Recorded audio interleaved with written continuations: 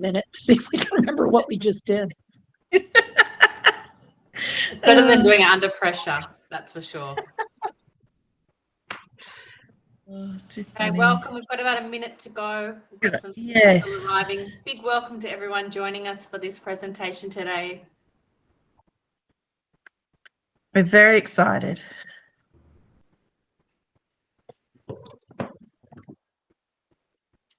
And after a long weekend here in Sydney, did anyone else have a long weekend in Australia? Was it just Sydney? Everyone celebrated the King's birthday. Okay. Does every state? No, I'm not sure. Oh, you Queenslanders miss out. That's not fair. So it's interesting because we had it in New Zealand last week, and then I was talking to somebody in the UK who, in the UK, you don't even get King's birthday weekend. It's not even a public holiday in the UK. Very weird. Well, Queensland do have it in October, so we just moved it down in October. So that's So we whose do get birthday it. is it? It appears I don't understand. How could you have that many birthdays? I don't know. Teepa, they're official birthdays. Really They only decide birthdays in Australia. Yeah. It's like 3 birthdays a year. I'm doing that. Now you get older Maybe the quicker then. Maybe the king, you can have as many birthdays as you want, maybe. Maybe the king's just, I don't know. Funny. So, Teepa, is Joanna joining us this morning, this evening? I'm not sure. She was going to try, but it could be a bit late for her. She was thinking she would be able to, but I do have a recording in case that didn't work out. Okay, excellent. She wasn't sure. That's all right. Well, I think we'll get things going. It's 9:01 and more people will join us as we go.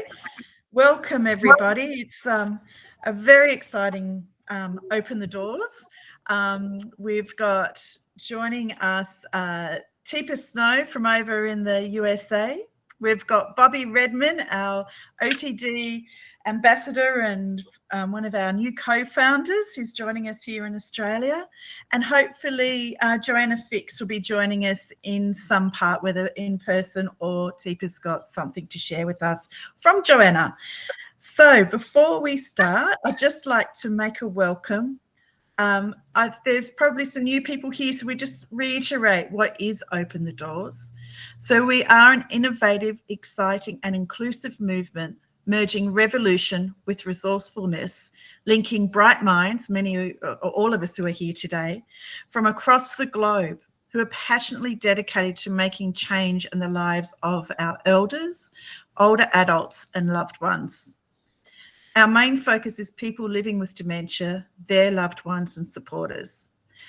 Open the Doors has swiftly materialised. We're nearly or just gone over 1,000 people are joining us now at various times who are visionary change makers wanting to make a difference. Open the Doors welcomes all voices, all change makers, all people from around the world who are committed to effecting positive change. We acknowledge the Aboriginal and Torres Strait Islander people of the lands that we are meeting on today. And I'm on direct land.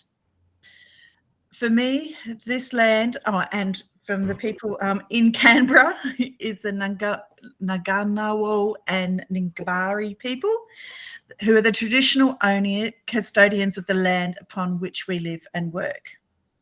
We acknowledge and pay our respects to all traditional owners and elders, past and present. We extend that respect to any Aboriginal people and Torres Strait Islander people joining us today. And we acknowledge the sovereignty that has never been ceded. It always was and always will be Aboriginal and Torres Strait Islanders' land and waterways. We also acknowledge our friends who are living with dementia and commit to advocating together as we strive to ensure a life that is lived in a humane, meaningful and connected and respectful manner. So a little bit of housekeeping. Camera's on. We're going to be taking a photo in a moment, so if you don't have it on, quickly put it on. Keep your mute on as well. The chat is available for any questions and these will be addressed throughout the session today. So without further ado, let's get that group photo happening. I think Sanal's on that one today. Yes, I am. Give me 1 second on the count of 1, 2, and 3. Smile. Yay, got it. Yay! So I'd like to introduce the people that will be joining us today. Bobby Redman is an Australian dementia advocate and retired psychologist who has used her personal experience with cognitive decline to raise awareness and empower others living with dementia. Diagnosed with mild cognitive impairment or frontotemporal dementia in her 60s, Bobby became a passionate voice for those with lived experience and living experience. She served as a chair of Dementia Australia's Advisory Committee and contributed to national projects like Face Dementia and Forward with Dementia. Known for her honest, hopeful approach, Bobby has become a respected leader in dementia advocacy, dedicated to improving diagnosis, care, and public understanding. And then from over the oceans, we have Teepa with us. I'm very excited. The first time I met Teepa, I managed to help her spill her coffee. So I can't do that today, Teepa. Teepa Snow, MS, OTR/L, FAOTA, is an occupational therapist with over 40 years of rich and varied clinical and academic experience. Her experiences led her to do the development of the GEM states of brain change and their positive approach training strategies. Her company, Positive Approach to Care, provides online and in-person education and products to support those living with brain change.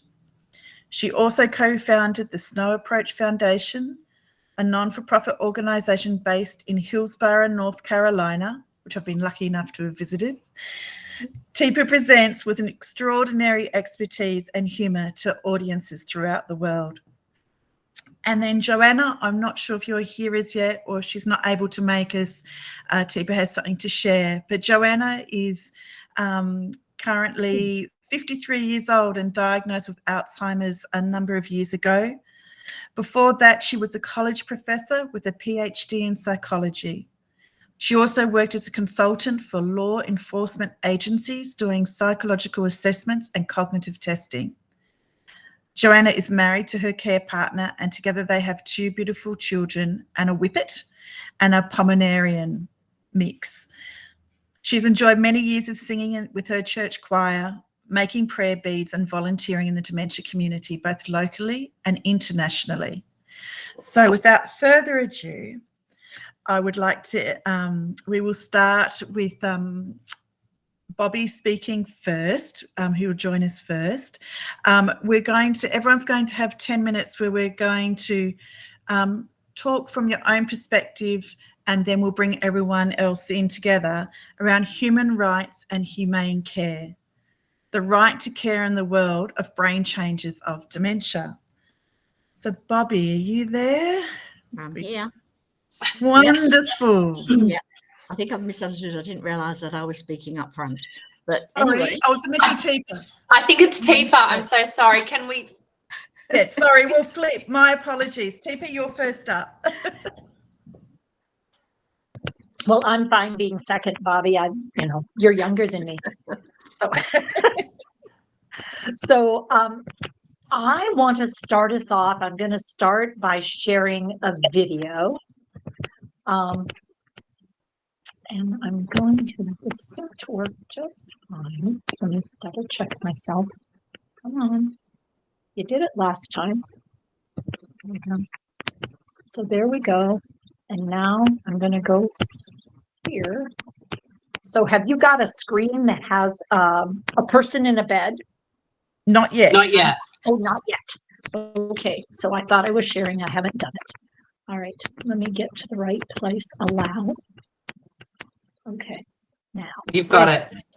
Now I can get to where I want to be. Here we go. Now have I got a person in a bed? No, it says you're presenting. Nope. Oh, it says I'm presenting. Oh, great. Show my screen anyway. Yes. There we go. All right, now that I'm showing my screen. There's a lot of us. Lordy be. More attendees. Okay, have we got it? No, we still don't have it. All right, that should work. Why is that not coming up? You did it before, didn't it? I know it worked just fine in practice. Sounds like the Okay, story so of my life. saying I can do this. Okay, I've got the presenting, and I should be able to go down here, pick this up. Now I should be able to get to that. Why can't I find it? All right. You know, this is me in the mornings. It's kind of, yeah, I should be able to do this. I know how to do it. It worked before. Why isn't it working today? It's a good demo. It's a good demo. No, I think poor Teepa's, she's dropped herself out, so she will probably come back in, Nicole. Took her out of the wrong one. Maybe I will speak. I just want to talk to the title while we're waiting for Teepa. And it's really interesting because we talk about the term care, and we say, okay, well, what is care? And people sometimes argue the word and say, oh, you know, that's old-fashioned. We don't want to talk about care. We want to talk about support, or we want to talk about something different. But for me, and I think for most people, we all want somebody who cares about us. And so this is why today is really important for me, because as a person living with dementia, it's so important for me to feel cared for. We don't all have loving families in our lives, or we may have loving families who live a long way away, and we don't get close-up care. So if people are able to provide us care, then or care for us, as I like to say, as opposed to doing something for us, it's you're there with us caring. That is so really, really important. So this is where we're sort of coming from today. This is what we're looking at, because very often now, for those of you who are working in the field as carers, or whatever term your organisation uses, sometimes you're not even given the time to care. Sometimes you just forget, you know, you get caught up in the moment, and it's all about all the tasks and everything that's got to be done and all the reporting that has to go with it. And suddenly the care kind of disappears out the window, and deep inside you're there because you care. But sometimes you just forget about the care. So we want to... Well, we touched on this in our pre-meet. What do you think stops carers having the human right to care? Because it's a two-way street. You deserve the right to be cared for and cared about. And what do you think is the block for carers in this space? Do you think they need to be given the right to care? I personally do. Absolutely. And I think sometimes your rights are being taken away in your right to care, because we're so closely governed. Not us, we're governed by everybody. Everybody tells us what to do. But you, as in working in the field, are also governed by restrictions, by your organisation, by the government, by all sorts of different areas that you're held back from doing. You know, the primary task that you're there to do really is to take care of people. So I think that's what we're looking at today. And when Teepa gets back, she's going to sort of talk about how that could be done and how it could be made easier. But I think you guys would also have lots of ideas on what is holding you back from really doing the job that you want to be doing. And that would be great, actually, Bobby, if everyone could maybe put in the chat some of the things that they feel is holding them back. And to pick up on what you were saying, Bobby, that we are all want somebody who cares about us. For me, something that I've been very loudly said with my experience with my dad, who's 10 years living with Alzheimer's, is that just as much as it's a right for someone living with dementia, and it's so important that we have people that know and understand how best to care and support and be given permission to care and love and support, so do the people that are providing the care. So often in the last couple of weeks, I've spent time with carers and care partners, care workers, who the care workers themselves are almost like deers in headlights, who have not been given the support, knowledge, skills, for them to best provide the care and love and support that they want to give. And I think that's something that, you know, at a leadership level, it's not a want anymore. We go to enough conferences to talk about these things. This is something that we need to do and enable to happen. And Teepa's back. I And am. Teepa's back. I Good. found my way back to you. I so apologize. That was not the right button. I did try a button. It wasn't one I should have tried, apparently. It gave me the exit, but I eloped. It was unintentional elopement. Maybe it was wandering, or maybe it was an escape. You know, maybe we should label it though as an abnormality rather than an accident. You know, I just went out the wrong door. I was trying to help and I just got a little carried away. Opened the wrong door, Teepa. I opened the wrong door, and that was a big mistake. I shouldn't have done it. All right, so let's see here if I can get this to work this time. Now, do I have you all looking? Let's see. Show my screen anyway. Yes, please show my screen. Yes. All right, now, here. If I push that. Oh, you okay, had it that's- perfect before. You had it perfect. And Lord, then now it's how gone did back. why am I having so much trouble? I didn't have this. Bobby, I think this is your fault.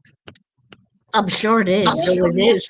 it's affecting my capacity to get this to work. I'm not sure how that is, but I'm sure we could find a way to make that happen. All right. Teepa, you had it perfect the first time, and then I sure I did. think you took one click more. So maybe just try now, again. when you flicked over, we saw the bedroom, and then when you Oh, did you? the other button, yes. Oh, good. Okay. Now Yep, we've got the bedroom. yep. Don't do anything. Now press play. I'm so excited. Who would have Press thought I'd be play. so excited to show you a bedroom? All right, you're about to see two scenes. We're going to look at one and then look at the next. And I think one shows uncaring care because of a lack of awareness, knowledge, skill, training, expertise, and frankly, oversight that would encourage anything else. And then you'll see a second role. Okay, so the person knows there's a ring in there. It says on the door, there's a ring camera in here. So I want you to watch what happens for the next, minute and 15 seconds.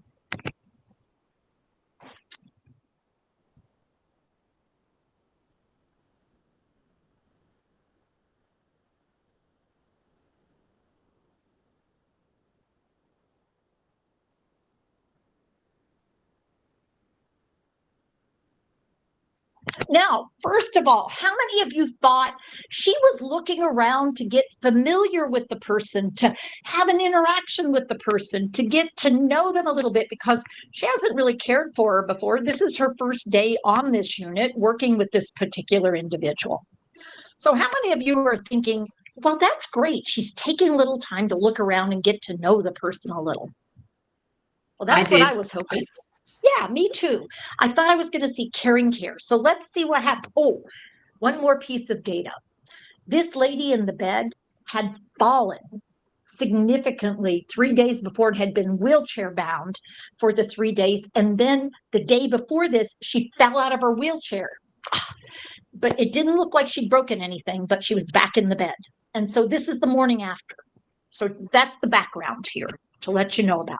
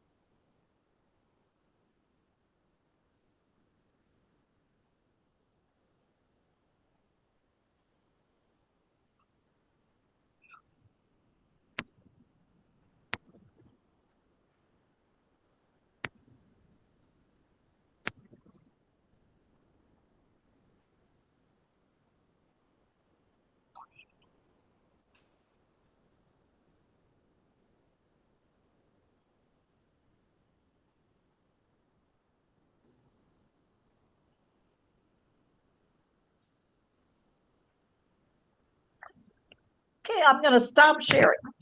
Caring or uncaring care? What do y'all think?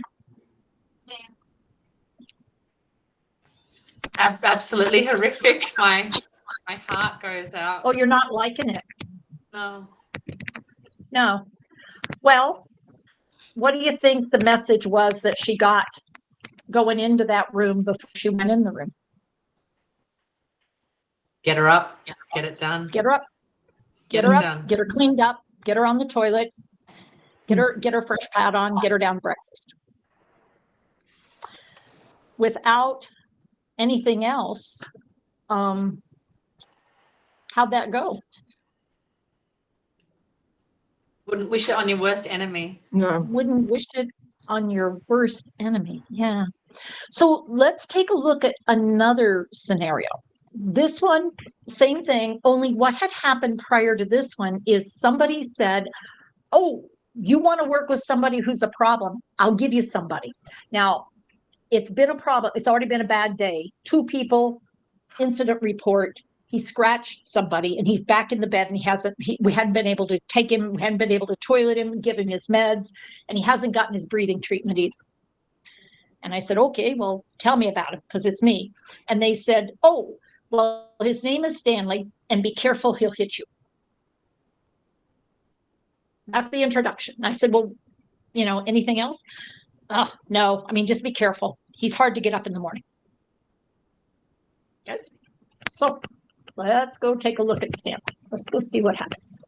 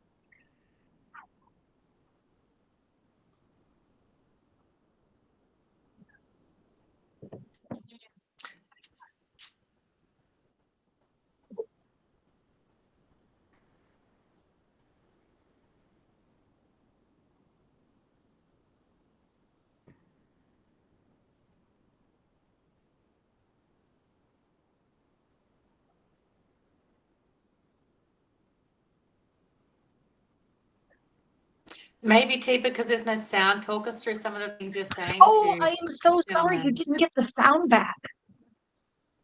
Oh, good heavens. I am so sorry, y'all. That's okay. What are you seeing? It already looks like a whole different scenario without sound. Don't worry, it's very person-centered. But we're only seeing the movements, not the words. Oh my heavens, I am so sorry. It should have been sharing the sound because it was working the first time. So I went in, I knocked at the door, I said, hey, Stanley, nothing. I got down to the side and I said, Stanley, hey. And he said, hey. And I said, it's Teepa. And he goes, it's Teepa. It's a weird name. And I said, yeah, Teepa. And he goes, oh, hey.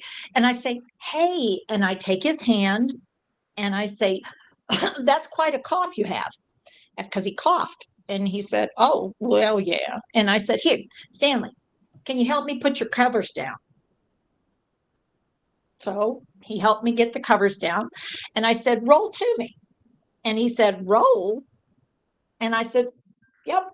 And he brought his legs up and sat up on the side of the bed. And I said, I'm going to go. May I go turn the lights on? Oh, yeah, if you want to. So the same amount of time. Reason we were trying to help Stanley get up is he was drenched.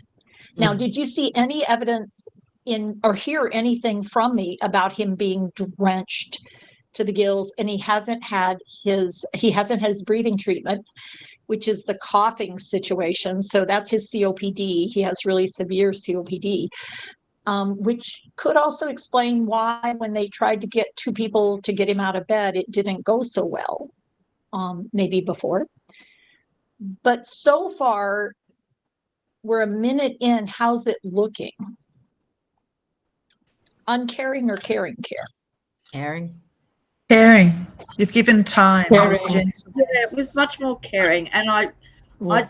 took particular interest in seeing the fact that you squatted down beside this gentleman to Yeah, get a more less intimidating eye contact, which is a great way to connect with the gentleman. And you smiled, and he saw you, and he was happy to then, because of the relationship building that you showed, instead of standing over him and demanding he does things, it made a big difference in his response. And he was actually quite happy to get out of bed without you having to drag him out by his clothing and all the things that we saw in the other one, which was very disrespectful in my mind. So I saw, even though we didn't hear it, I definitely noticed the mannerisms and the body language was a lot more positive, and he responded to that. I think the chat was just saying that people talked about you could see the connection, and that's what all the comments were around, giving him time and choice. And I think that's and seeing him as a person, like you say, not as a problem. So that's kind of what's coming through on the chat at the moment, is actually that connection was quite evident without the words. We didn't hear anything, but we could still see it. You couldn't hear it, but you could see it. And I would say the thing that's different and is most important to me is called permission. I got permission for every step of what I did. Without permission, it's not care. I'm sorry, it's not care. It's abuse or it's neglect, but it's not care. Care can only be done when someone is engaged with you and you're not doing things to someone, grabbing someone's neck and pulling them and then saying, what are you doing? Well, she's trying to figure out what you want. I'll tell you what she's doing. She's trying to figure out what's going on. The challenge we have is if we're going to have a carer in the building that is untrained and doesn't know any of that, how can we ask them to do something different when we've given them the assignment of get her up and get her down to the dining room? And in fact, it doesn't take any more time if I played side by side these two videos. The amount of time it took for me to get to the place where Stanley is willing to come with me, no argument, no fight, come on with me, we're going to the bathroom, was exactly the same number of seconds as it took the other woman to come into the room, survey the room, and try to get her out of bed and then shove her from behind where you couldn't even see what was going on. And she'd had two falls. What's she going to do if she starts to fall? I know in Australia, you're supposed to move out of the way and let them go. But, that's never been a pattern of mine. I'm sure I'd be fired in a heartbeat because I'm not going to let somebody fall to the ground if I'm right there and I can manage to support somebody. That's a really tough call. And if that's what we're asking people to do, what are we asking people to do? I guess is because when I was over, we did some training. And so he said, oh, you're supposed to let them go so you don't have an injury. And it's like, that's interesting. I don't know that I could do that. I'm pretty sure I can't. I actually did it with the CEO of a large group over there, and she was right there, and I started to fall, and guess what she did? She reached out and supported me because humane care is human. And I think that's the missing piece all too often is helping people remember how to, first of all, connect and be super interested in the other being. Hey, Bobby, do you like showers or baths?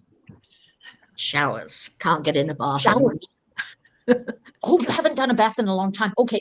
So do you like your water super hot or somewhere in the middle or sort of cool? What do you like? Warmer than warm.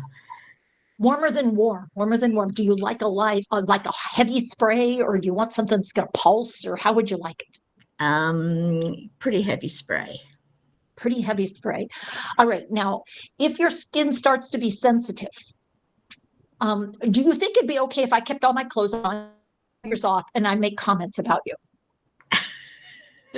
Say that again, Teepa. Sorry, you're keeping all your clothes on. I hope you're keeping your clothes on. Well, of course I'm keeping my clothes on. I'm the carer. And you're going to take all yours off because, I'm going to take care of you. And then I'm going to touch you in places, whether or not you could touch yourself and do the care. I'm just going to take over and do it. I'm So going to get hate done. it. And I'm hoping that you help me understand why this has got to happen. What if I said, hey, Bobby, here, try doing here and here. Here you go. And I hand you the cloth. What do you think you might be able to do? I think I might feel a bit more comfortable with that.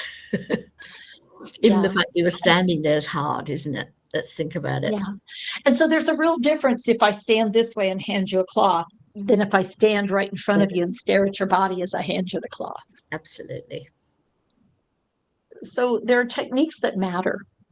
And some of those are psychological ways of being, and some are physical ways of being. And some are language pieces. And I think we devalue those. Just like, you can care for 10 people or 5 or whatever.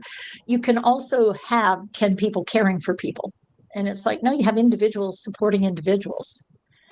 And if you keep making the mistake of thinking people are interchangeable, they're just cogs, or they're beds, they're people in beds, and they're carers for people in beds. I think it's a huge issue. And I think I would tend to want to elope or escape or wonder or react. And it's not because I have dementia. Or push people away, push hands away. Get those hands away from me. Stop. And if you say stop and I keep going, what do you think's going to happen next, Bobby? I'm just curious. You're a sweet, wonderful person, but I'm really curious. Not when I'm cornered. Like any of us, not when I'm cornered. I'm going to push you back. Yeah. And then we'll label you. Yeah, then I'll be violent. Rather than say, wow, I pushed Bobby too hard. I think I need to think about that. That's not okay. I didn't mean to. And winding back to what I asked Bobby when you were having your short intermission, Teepa, what do you think is one of the barriers that is holding us back, that is holding these beautiful carers that get jobs mainly for the right reason, whether that right reason is needing to make money or, wanting to learn more or really having a love for being in this industry? What do you think is holding this industry back from providing that humane care that you've seen out there? What do we need to break down that barrier, do you think? So are you asking me or No, Teepa, because I asked you that before when Teepa was away. Teepa is what are the barriers? How can we fix it? I think the first thing we need to do is acknowledge it's broken. I mean, I truly do need to get us to a place where this isn't caring care. This is not acceptable. This isn't care. Let's quit calling it care when it isn't. And let's start acknowledging, why would we think somebody off the street with no background and understanding of dementia should be able to walk in with someone who is having difficulty possibly with language, having difficulty with movement, having difficulty with where they are and what's going on around them, the speed of processing, and be able to pick that up and go with it. And it's like, why would we assume that? I can be a caring person and not know how to support and provide care if I'm not given the information that helps me. So simple things could matter. So the difference between, Bobby, hey,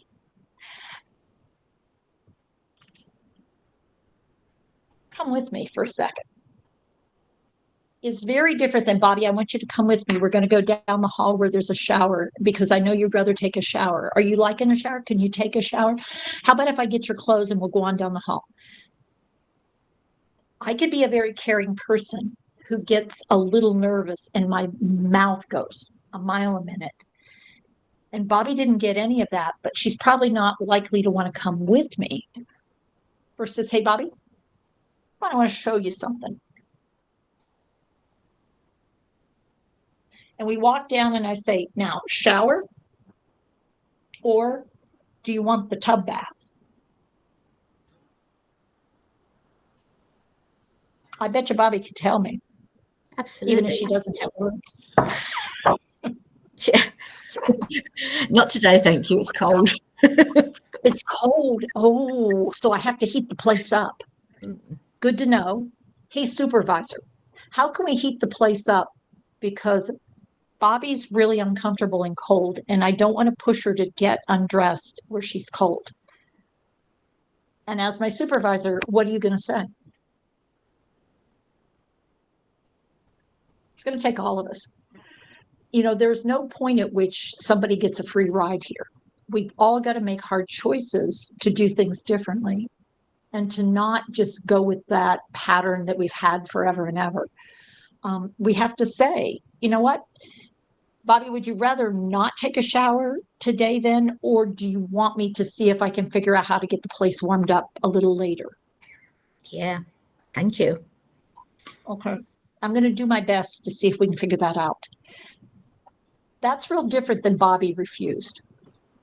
And my documenting Bobby refused a shower. Mm-hmm.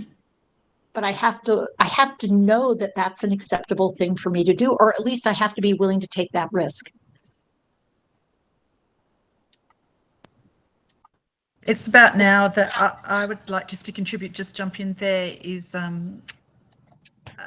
from Gaynor McDonald, who's no longer with us, sadly, but something that she shared once was around care shouldn't be an industry. It should be a way of life. And I think in a lot of ways we have got an industry and it is breaking, and it has to break because we need care to be what care is.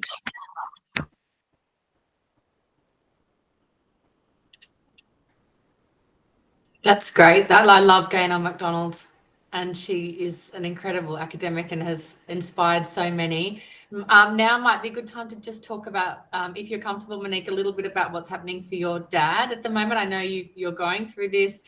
You have some lived experience, and the care that he's receiving is not always humane. Let's be honest. And we've had many side conversations about this. Is there anything you wanted to contribute to this conversation while we're all together? Yeah, this morning I thought I'd start writing a list of experiences for my dad. I say that it's been tough for us, but it's been tougher for my dad. It's him that's going through this. And on Saturday, I bought my dad his last birthday cake.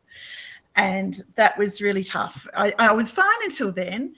And then reflecting back on some of the things that I feel we could have done more. And as I've always said, it's about change. It's about giving our carers the skills, the knowledge, the training that they need, that some of these things don't happen.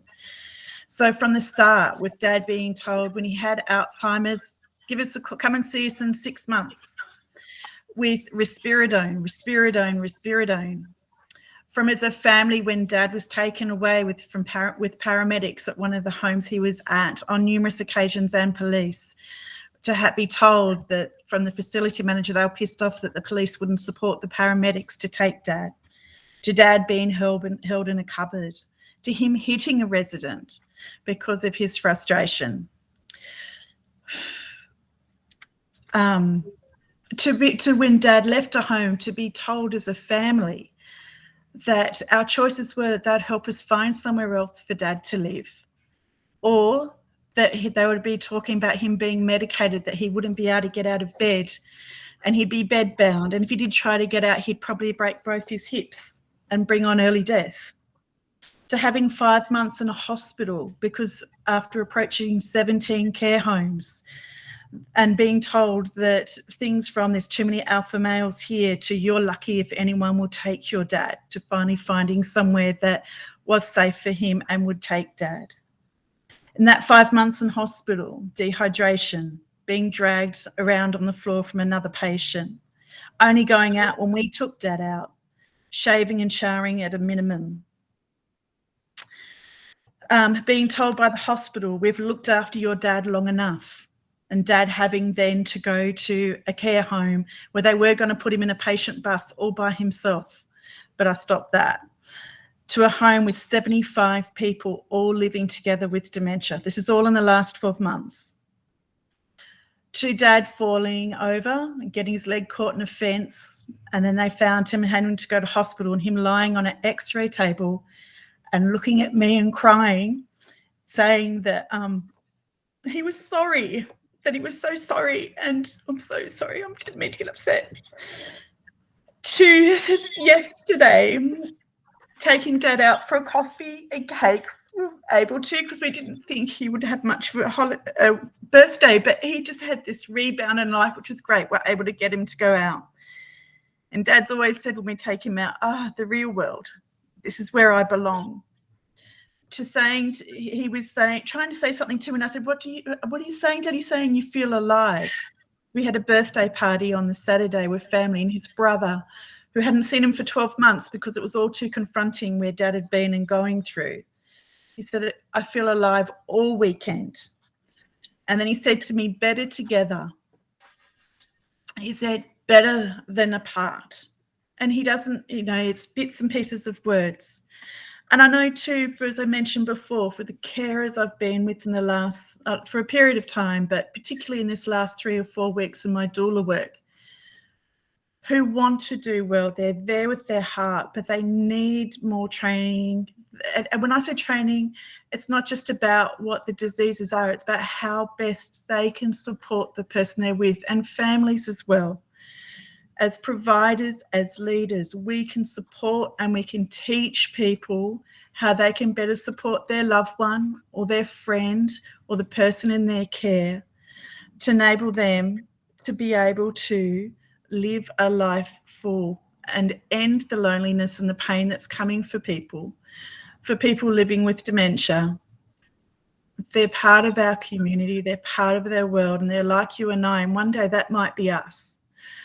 So humanity is so important, and humane care is important, and that humane care needs to be for our carers as well. And that's what I've got to say. Monique, thank you so much for sharing and being so vulnerable. The world needs to hear this now more than ever, and we need to find our way again. And hearing your story helps all of us find our Northern Star. And your dad's journey is not in vain. So thank you so much. It's hard to hear, but it's so necessary. And you're very brave. So does anyone have anything they'd like to respond to Monique's story? Open up the floor even. Happy to have a bit of a chat.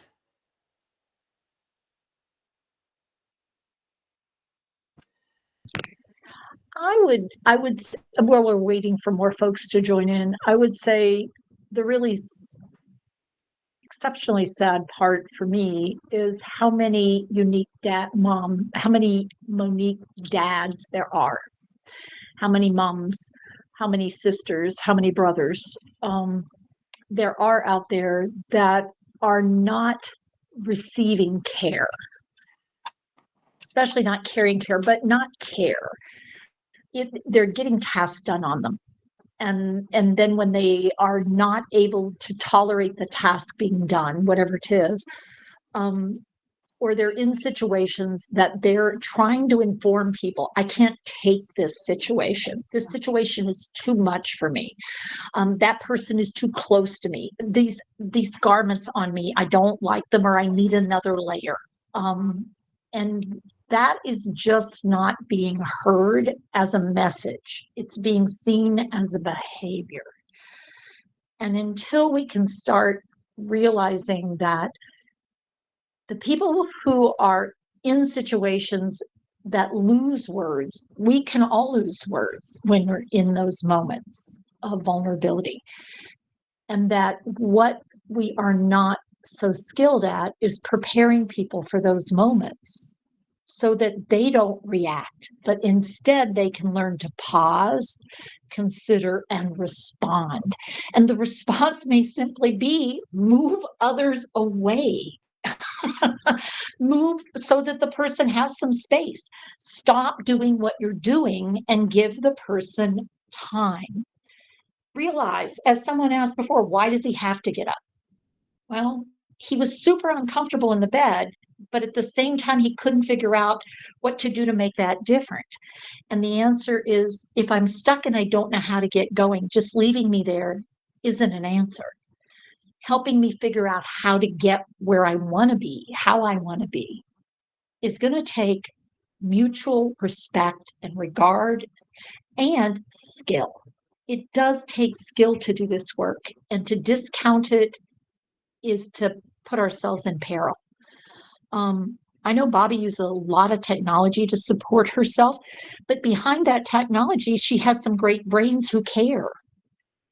And they help Bobby create that space that she likes and wants and needs. Bobby, would you agree with that? That the care you get is different than hands-on care, but it is absolutely hands-on caring care.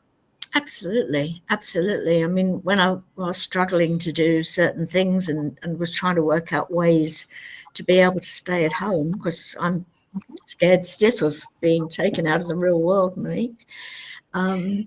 It basically, you know, I want to be home, and I luckily I do a lot of work with researchers, and I contacted my researcher friends and said, help me.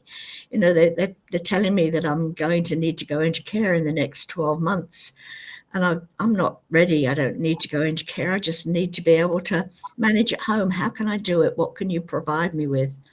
And people like Teepa, OTDs, that's us. The other ones, OTs, too many acronyms, sorry. OTs and people who, you know, technicians, people who work with technology said, okay, now if you do this, you can put this in the background, and I've got, you know, and that's keeping me going. And people say, oh, well, nothing wrong with you. You managed really well at home. I tell you what, if I didn't have my technology, I wouldn't be sitting here at the moment. I can't think my way through things. My technology tells me what I've got to do every minute of the day and supports me to do it. So, and I've got things watching me to make sure that I'm doing it. So, you know, I cope. I stay at home and I live the life that I want to lead. Yes, I've got, you know, got to manage all this technology, which isn't always fun. But by the same token, it keeps me doing what I want to do and where I want to be. So, yeah, but without these people that care, then, you know, it wouldn't happen. Victoria, you've got your hand up?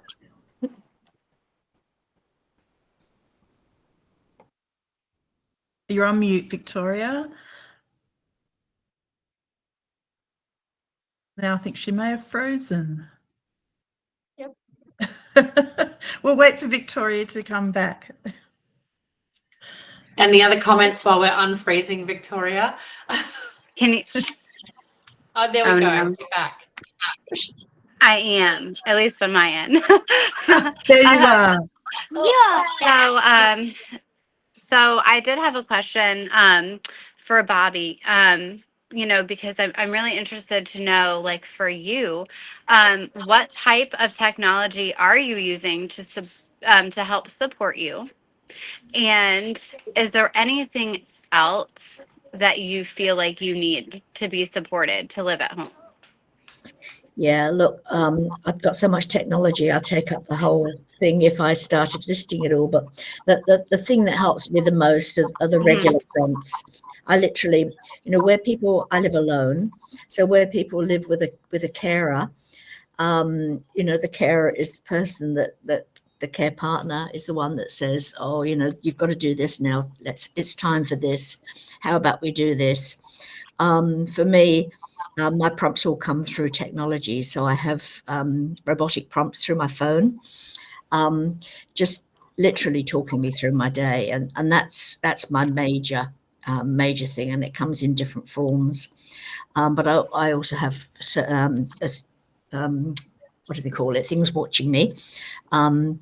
That it's not videos, it's movement sensors. Movement sensors.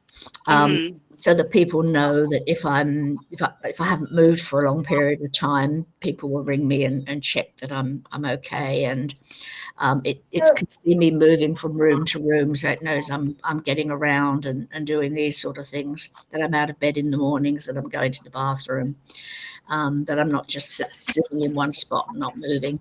So they're probably the most useful, but falls detectors, trackers, everything. My whole life is technology. Up, beautiful baby. Oh, thank you. So yeah, and it's so far so good. It's working for me at this point in time. So, Good. how long that can go on for, I don't know. It was. Bobby, you were saying this 2 years ago. You know that, right? I know.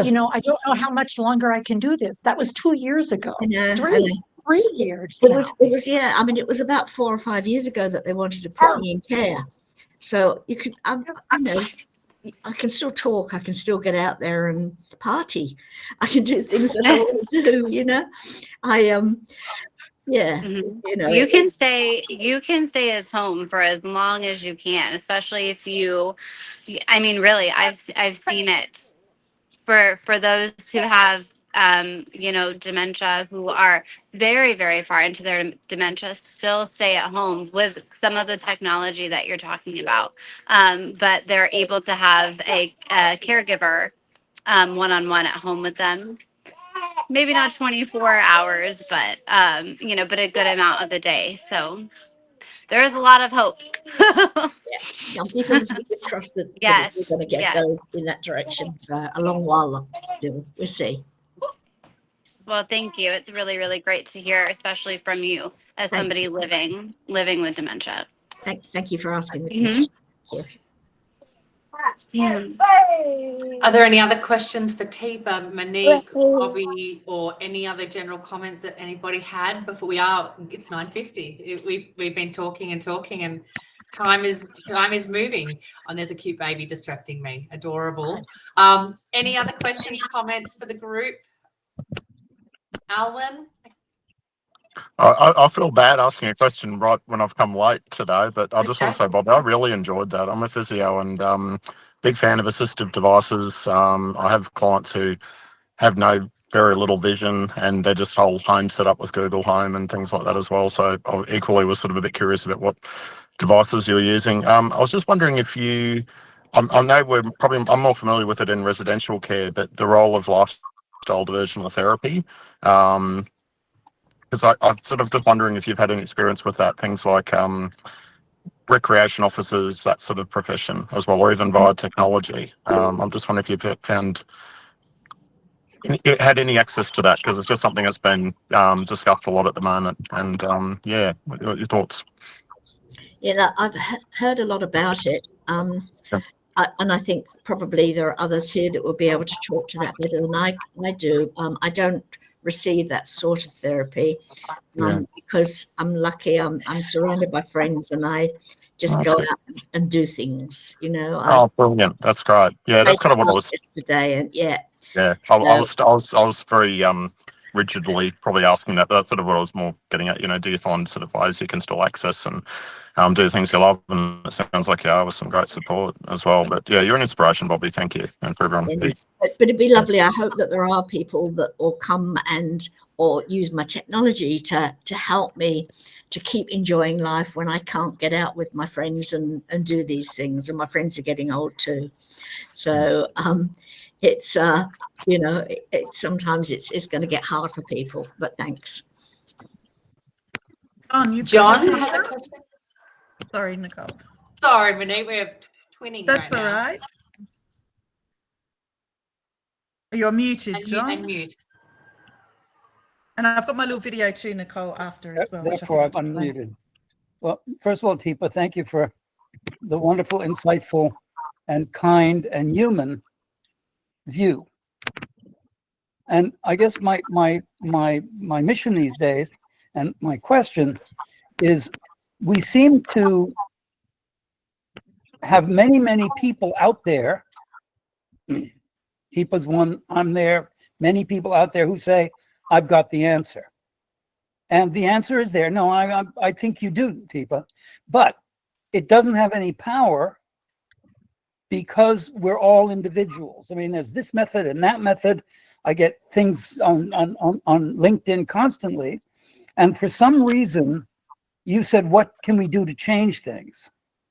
It seems to me that what we need to do to change things is to cooperate and to work, to hold hands, because that's what the pharmaceutical companies do. They all cooperate. They all use the same methodologies for measuring. They use the same definition for cognitive success. They use the same, et cetera, et cetera, et cetera. And as a result, they're a conglomerate. And we're a bunch of individuals. You know, I know, Teepa, and you've got various things you do to train people. It's wonderful, but it's in the big world, it's a handful. And if we could get everybody to say, look, there's nothing that you've said that anybody who's sensible would disagree with. I mean, not to go into the room and say, how are you? And to use the person's name. Who would say that's a bad idea? So I think that over the years, so many of us have figured out what is the right way to do it. We need to now stop thinking we individually have that power. We need to work together. So that's an offer to you in any case. But there's many, many people out there who need to be on this bandwagon, because that will give us power. And only if we have power will we change the policies. Yes, John, and we've got to get the people who are the real experts at living with this condition, the people living with us. But again, we feel so powerless in many ways. And it's hard because we get these groups out there that are like, well, but you have to prove this and you have to prove that. And it's like, well, you say that we should let people fall. Where's your proof? That's an improvement. I just don't think it is, you know. So it's that idea of the folks in the high ground say, well, this is how you do care. And it's like, well, we disagree. We don't think that's how you do care. We think being human and being That's right. a decent human and working with other humans is how you do that. And Bobby is stepping up. And we have friends over here as well that are doing that. And Joanne, I was going to do the video, but given my luck so far, I've opted out. But there's people We can share that, Teepa, in the newsletter. In France and Singapore and Japan. I don't know. Malaysia, and yes. And so that's what I'm saying. And you know, you said it, and I'll stop talking, but you said those on the high ground. Well, it's power. And that's we need to figure out power. And the lived experience is one of them. You know, Bobby, thank you. And there are many Bobbies out there who would join and who are already part of this movement. So thank you for doing this, and let's add power. Let's add going after power as one of the things. And thank you again for having this seminar. And thank you so much, John. I will pass to Keith. He's been patiently waiting, and I will remind everybody we are looking for more living experience ambassadors for Open the Doors. We've had Gwenda, which was amazing. She's coming back like a boomerang at some stage. Bobby's on board. We want more people with living experience. There's no threshold to the amount of people we will expose on this OTD journey. So please contact me, apply, send me a message on LinkedIn, any way you want to get the message across, and I will make sure that you have your chance to be presenting with us at each session. So thank you, John. Nicole, just before we pass on to Keith, to share too that in the coming months, our sessions, we're going to Asia, we're going to Africa, and we're going to Mexico. We're coming around the world. We're coming around the world. So find everybody who's living with dementia, to find everyone advocating in a silo. So we are opening it more globally in the upcoming months. Keith. Thank you so much. I'll be very brief, and thank you everybody, particularly Teepa and Bobby. But Teepa, what the comment you made with regard to Bobby's choice of shower or bath, and then you took the risk that, look, we won't do it today. Well, check and see if I can get this place warmed up. That struck a chord with me in that there's another level over that I'm sure you're dealing with too, and that is the culture of a place, the administration, whether that care person who's prepared to take a risk, knowing that they can be backed up by the culture of the place. To me, that's just so critical. And I know you do work at all those sort of levels, so I see that where my wife is in care, and I applaud the carers who do just go outside what's required, in inverted commas. So thank you for that. You're welcome, and you're right. It takes courage. I've been on the other side of it. I've been the carer. Thank you, Keith. Gwenda. I shouldn't go last, so somebody think of something positive to say when I finish. Well, I've got Dad's little video, Gwenda, so I'll play that. It's a little We all 20-second want, video. good on you, Monique. We all want to stay at home. None of us want to go into care. But the reality is things have got to be in place for us to stay at home. And Bobby, you know I love you, but technology is not going to be enough for you to stay at home. Sorry, that's the reality. And I've just come back from Darwin and NT, and people want to go home and die in country, and they do it. And then they don't have the funds to take the body away. And some bodies are laying around. They're actually putting bodies in shop freezers. I'm absolutely horrified of what's happening. But we've got to somehow, and I don't know how, you're the brains, somehow change the system so people can stay at home, get adequate palliative care, get the care we need at home. And the reality is, in Australia, we're not offering that. With 15,000 lifetime assistive technology home modifications, that includes your ramps, rails and whatever, those who are socially and economically disadvantaged have no hope. When they go into residential care, they're in a locked wing one end with a Laminex table and a glass of water, while the other end's got their linen tablecloths and their glasses of wine. It really shatters me that we've got such a divisive system. And I don't know how we're going to change it, because we can't change the social and financial situations of so many. So I think we've got to look at the bigger picture more than care in residential care. We've got to look at how do we change the whole system.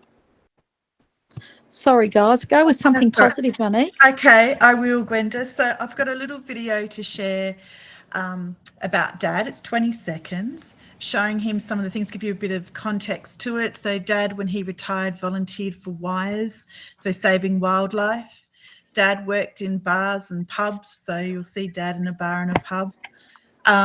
We took Dad on a reminiscence trip to Cobar, which is west. It's like outback New South Wales, not completely outback, but it's quite out in the regional areas that his parents owned back in the 50s. And one of the things that I hope that I can do, and we can all do collectively as we change, is to give family the confidence and the comfortableness to be able to take their loved one or their friend out and about as much as possible. So I'm just going to share my screen. Let's hope I get this right this time, Teepa. Warned you about me in Google. You're not now, share audio, share, what does it say? To share audio, share tab instead. Okay, share tab. Audio's on. Okay, new tab. There's no sharing. I know, I'm just getting there, I think. Okay, can you see the screen now? Yes, you're loading. Yep. Yes. Okay, and I'll just make it so Dad is in the middle here. I'll just press play. Hopefully it'll be music. If not, you'll get the feel. Play. Oh, there we go. We've got puppy dogs on the screen, Monique. Ah, puppy dogs. There's no dogs See, in this video. This is Teepa's experience. They're little brown, black noses on what look to be puppy dogs. I could be wrong.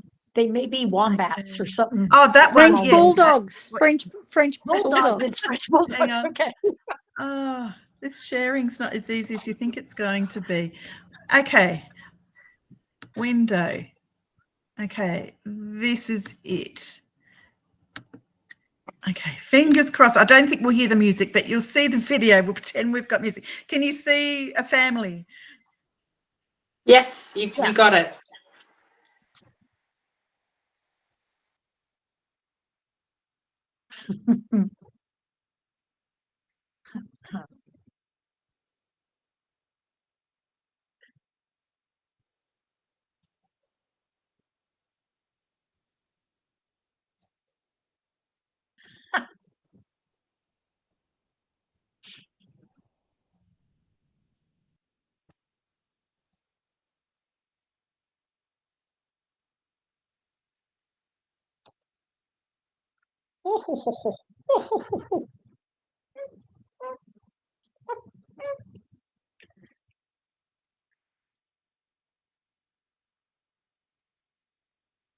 Such great photos, Monique.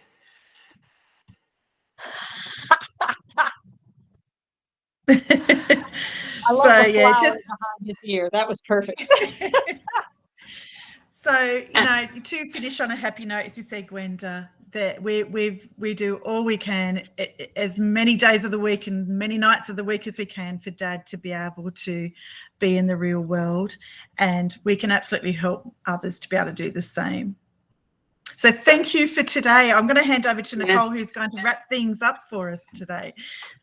Yes, thank you so much to Teepa and Bobby and Monique for sharing all of your stories and your hopes and aspirations for a better future and a more humane future. There's so much said today. I don't think there's too much to wrap up, but really what stands out for me is that we need culture change. We need a community, and we need to push together outside our silos now to make tangible change in this space that is considerate and is a true care partnership to put the care back into humane care again. And I think we're doing that every time we get together as a collective and we share our voices and our hard to hear stories, because the hard to hear stories are what makes us change. We cannot keep pretending that people are not suffering in the dark across the world every single day, millions of people, which breaks my heart.